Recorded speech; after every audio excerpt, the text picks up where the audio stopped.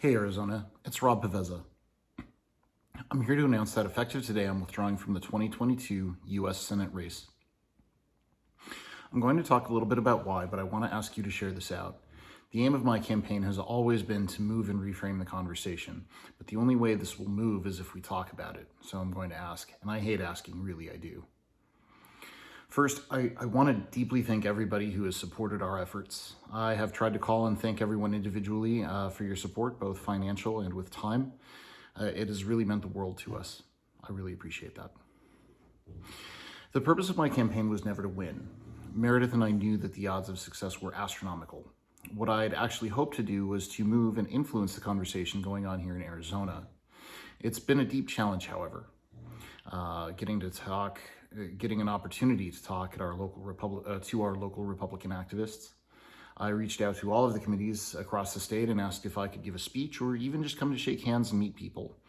Suffice to say, I got very little response, even going door to door when I was collecting signatures myself, and we got quite a few. I would regularly ask, would you host a small meet and greet for me to come and talk to some friends?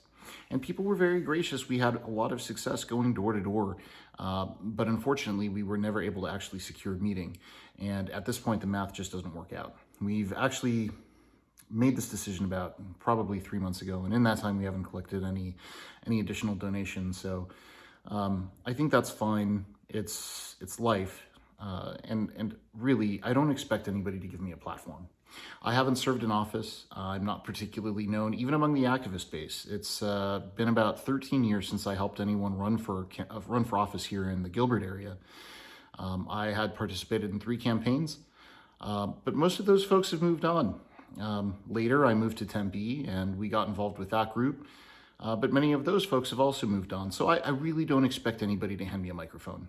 I am disappointed, however, that I couldn't get enough of a response to say, our meeting is such and such day. Oh well. Most people would assign me the label of conservative based on my political positions. I understand that. We love our labels. But realistically, what does it mean to be a conservative? It usually means that we want to keep things the way they are. But that's not me. It seems to me that things are not working. We have a terribly entrenched bureaucracy. We have a woefully dysfunctional media. We even have wild disagreements about what the nature of reality is. What I want to see most is a radical return to our federalist system, magnifying the power of the local government. It's not continuing to do the same thing that we've been doing, and it certainly isn't to tear down all the good that we've accomplished because there was bad that came along with it. I do tend to work alongside Republicans, not because of the politicians generally, but rather because I identify with the voters. I'm very much pro-life, very much small government, lower taxes. There's not a chance that the Democrats would welcome my participation, so in general, it's either the Republicans or the Libertarians. And I just can't help but think of the guy who stripped down naked at the Libertarian National Caucus in 2016. I started getting involved in the Tempe and South Scottsdale Republicans committee in 2010. That election was crazy. The Democrats won the federal government and passed the Affordable Care Act, what we would call Obamacare, among other things, but because of their legislative agenda, in 2010, the midterm was basically a bloodbath, especially here in Arizona. I recall that the state house went 40-20 Republican.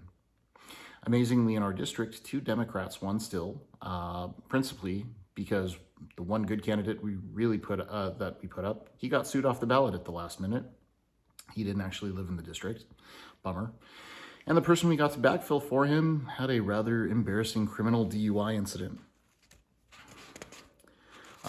But at the national level, it was still quite good for Republicans in Arizona. We had a 6-3 congressional delegation, Republican to Democrat, and 2 Republican senators, McCain and Kyle. What do we have today? We have a Democratic delegation, 5-4, and 2 Democratic senators. We have a razor-thin margin in the state legislature, and we lost the presidential election. Our response to this has been pretty weak. Instead of figuring out how to improve our ground game, how to articulate our messages better, we've invested millions of dollars, both state and private, to stop the steal. But what are the results of that? Have we decertified our electoral ballots? No. And it's very unlikely that we're going to. Even if we could prove that the election was somehow stolen, it would be so difficult to explain that nobody would be able to follow the entire story. But here we are a year later, still working on it. I do believe we ought to have secure elections, truly. Every illegally cast vote diminishes the will of the people from being executed. I think this is something that we should be able to come together with the Democrats on. But I also take a pragmatic perspective. I used to be an ice hockey referee. Occasionally, as an on-ice official, I would make a mistake. And very occasionally, that mistake would mean that the game would go differently than it would have if I hadn't made the mistake. That human element, though, is intrinsically part of the game. And so if your game plan on the ice or in the polls is so contingent that everything will go perfectly, then chances are you might lose. We see that. I think Donald Trump lost by, 10,500 votes, roughly. His game plan, our game plan, should have planned to win another 15,000, 20,000, 30,000. So I hope that we can figure out our local strategy, but I also want to talk briefly here to Senator McConnell. Your 2022 agenda is nothing, just block the Democrats.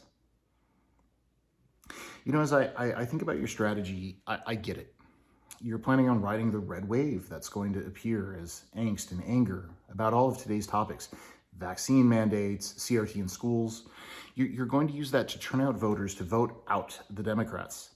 And I do think that's likely to succeed, but it isn't leadership. It is time for leadership.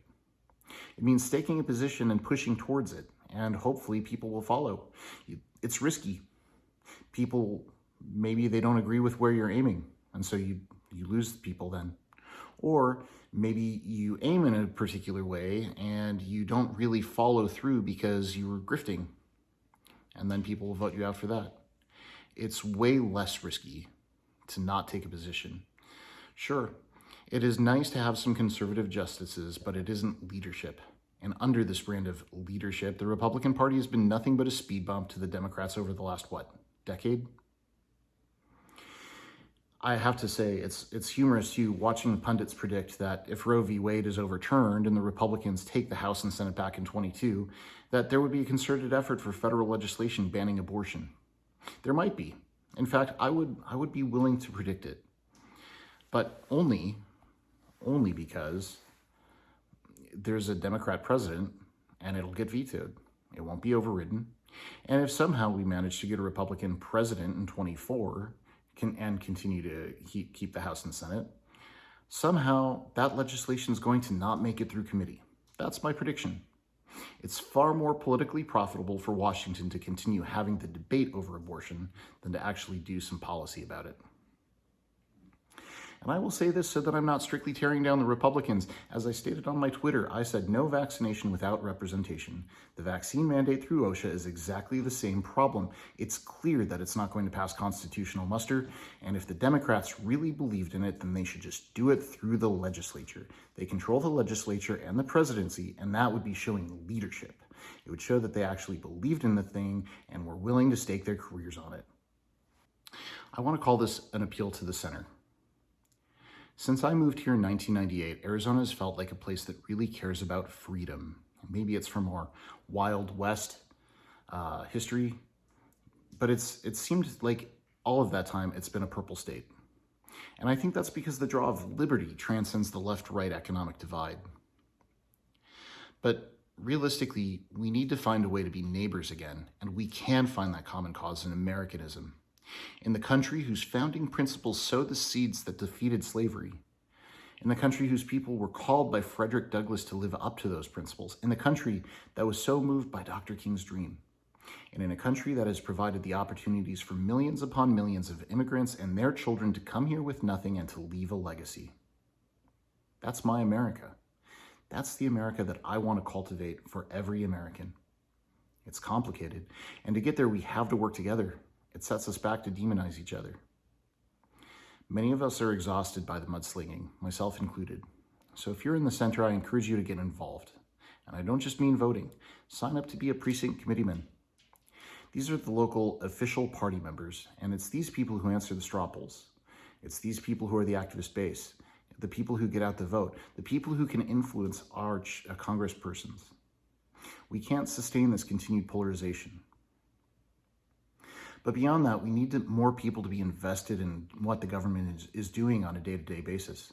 We work so hard trying to create a system that can just run on its own and then disconnect so we can focus on other things. It is our human nature.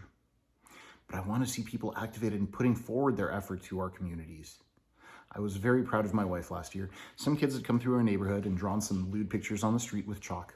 One of my neighbors complained and she got the HOA involved and it was a big ordeal. And it was such a scandal.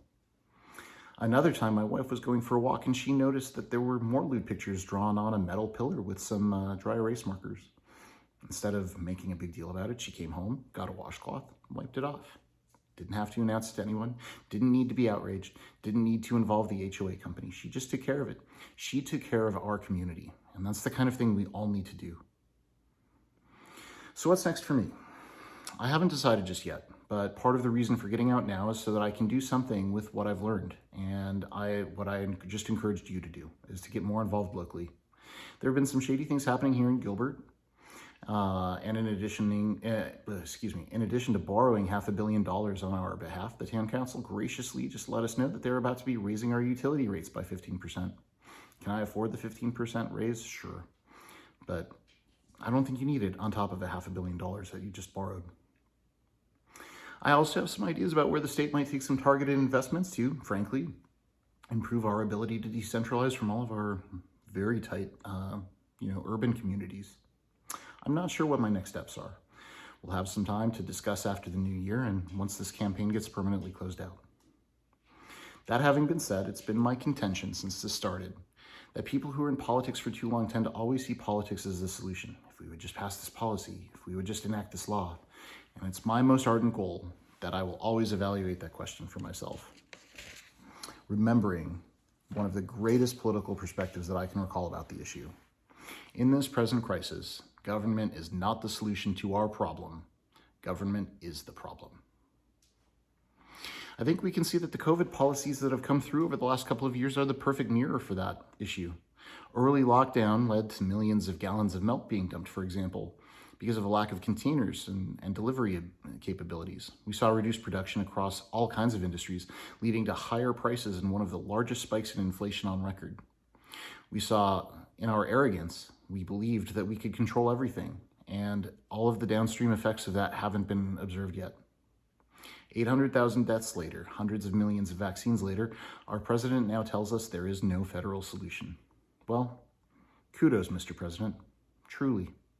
It's taken you a long time to realize this, something many of us have been saying for well over a year. There is no federal edict that makes sense equally for New York City and rural Wyoming or Arizona. It just simply doesn't work.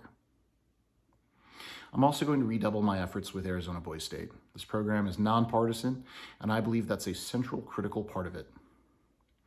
It falls under the Americanism pillar of the American Legion, and as I mentioned before, I truly believe that these values are what we ought to be celebrating and what to be uniting us.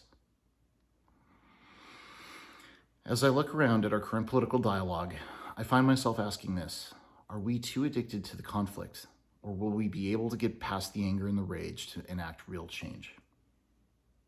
I don't know. What I do know is if we throw in the towel, then the answer to that will always be no. We can't make real progress, and yes, we are too addicted. So I'm going to try to do my part. Will you do yours? I hope so. Happy New Year, Arizona, and I look forward to seeing you on our next journey.